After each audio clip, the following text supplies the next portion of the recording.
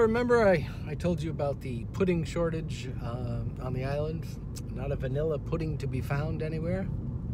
Well, as it is, and then I asked somebody, or anybody, if they were coming, and somebody is coming. So we thank you, Gary, for being able to, one, come down, and two, be able to bring the pudding so that Sid will be able to do her rum cakes.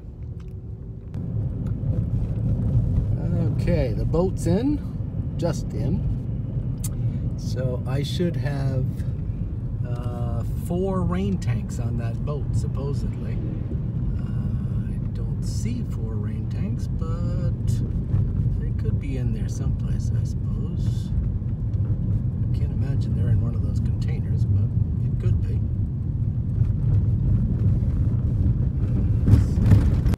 Well, I see 4 rain tanks, so they're black. Okay, that works. They're here.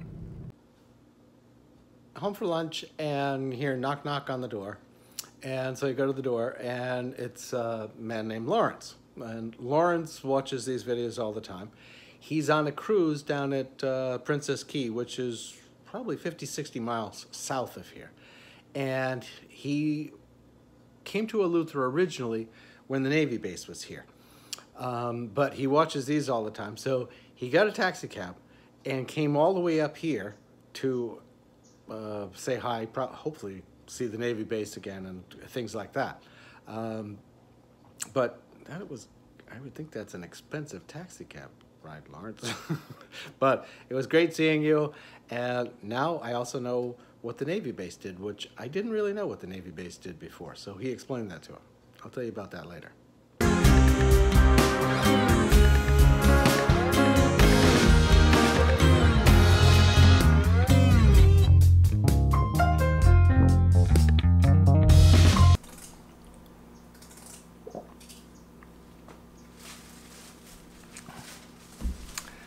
So we're going to talk about tourism. Tourism here is, it's the lifeblood of the island, really. I mean, there's no other, like, if tourism died up, there's no other industry that could take up the slack, or industries, or any of those type of businesses that could do it. Tourism is the business. Everything else is an offshoot of that. If tourism died, then the gift shops wouldn't have anything. The second homeowners would be a certain percentage of the market, but relatively small. It's the tourism, the people that come, visit, maybe decide to build a house, again, an offshoot, construction. All of those things are what makes the economics of this island work. So tourism needs a marketing plan. And the Ministry of Tourism here, it doesn't have a marketing plan. It doesn't have a plan. It just sort of, it's a government agency. They go through the motions. They show up to work. They do what they need to do. But, you know, they don't have any information. They don't engage the public. They don't get new followers, all that kind of stuff. And we've been trying to do that for a couple of years. And again, it's like, bong, bong, bong. And the average person around here doesn't realize what you can do with this marketing, so nothing ever gets done. They just sort of sit and wait till something happens. Well, you know, and that's part of, I think, Bahamian culture, is to be reactive, not proactive. So that if tourism, you know, had a sharp decline, then they'd be like, oh, we've got to do something. As opposed to, okay, tourism's doing good, let's keep that growth going up. We got to do some more marketing. How are we going to do it? What avenues are we going to pursue? Where are we going to? All of those type of things should be thought about now, not when it's, if it does that.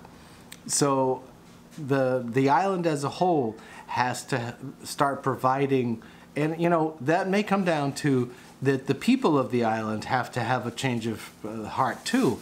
Instead of being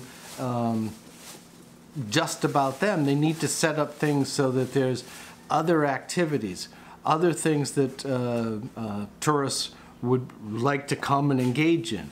You know, not just Junkanoo at Christmas or that kind of thing, but different events that they could have, like, for instance, it's not the right thing, but say you were to say a lobster boil. Well, it's not the same as like a New England lobster boil, but suppose you did something like that, or you had a different, I mean, you have to think about that, but there's got to be things that you can promote that tourists would be interested in doing, not just Friday night fish fry and, you know, the normal, we just do the same things over and over again. There's got to be a bigger plan of different stuff along the way so that there's more opportunities for when people do come. And they'll want to come back because, oh, last time I only got to do this and this and this, and next time I want to go here and I want to do that and I want to do this. But the whole tourism thing here, nothing that I see pretty much anywhere is geared towards getting more people to come and more new people to come. So, you know, if you've only got the same amount of people coming, it's just going to stay flat at best, and if something happens in the economy of the world and that starts to, then you got problems. So tourism and the marketing really have to up their game here to make it work better. Otherwise, I don't know. It's not going to see that growth that it needs to see, because as the population increases, you've got to have more jobs. It's the simple fact of it. There's no welfare system here, so if you're not working, you're not making any money. Good luck. So there's a lot of things that need to happen. Whether they will, I don't know.